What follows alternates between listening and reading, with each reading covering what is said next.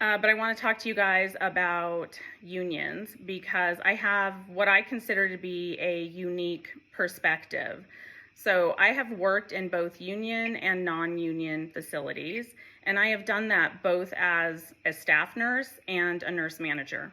So I have a very unique perspective of this. I've done every type of leadership, all the way up to including a chief nursing officer. So when I say that I have seen the things that take place behind the curtain in regards to union busting, I'm not kidding. I have seen everything. I've also led a union organizing effort many years ago, and I was the victim of union busting, and I witnessed the devastating effects that union busting can have firsthand. I've had to utilize my union reps as a staff nurse because of unscrupulous managers and toxic workplaces. And then I've also had to work with unions in leadership roles when I've had to, for example, deal with disciplinary actions for problematic employees. So I've really, truly got a very good kind of global view of this. In recent years, since I started on social media, I've been fortunate enough to kind of travel around the country to support nurses and their union organizing efforts. I go to strike actions, rallies, I speak at national conventions. So I come to you today to hopefully answer any questions you might have, but also maybe put some of your fears at ease.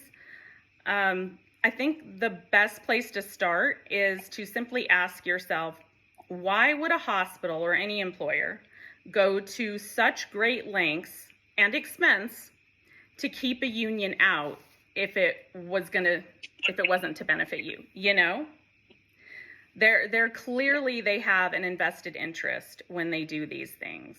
And I think that a lot of the time people these days have lost sight of where unions started, where they came from. We have unions to thank for the 40-hour work week, for weekends, for holidays, for child labor laws. Like, this is all from unions, okay? I'm sure some of you guys have worked alongside travel nurses that have done contracts in California. You've probably heard about the, vast discrepancy between California and other states. There's a reason that nurses flock there, right? And it's because until recently, they were the only state with mandated nurse-to-patient staffing ratios. That's because of the union 20-ish years ago. And again, with Oregon recently becoming the second state, that's because of the union. Unions affect increased wages, increased PTO, improved benefit coverage.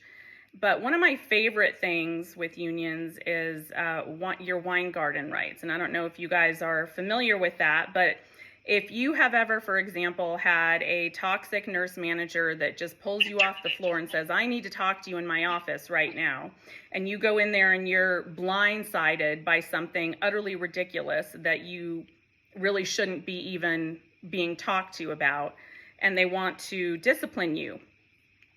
The beautiful thing about your Weingarten rights when you're a unionized member is you can stop them right then and there. You can literally stop your manager, your director, your chief nursing officer, anyone, and say, if this is going to lead even possibly to any disciplinary action, I'm going to stop you right now, and I'm going to need time to get my union representative. And they have to legally give you time to arrange to bring in your union rep so that you're not going in there alone.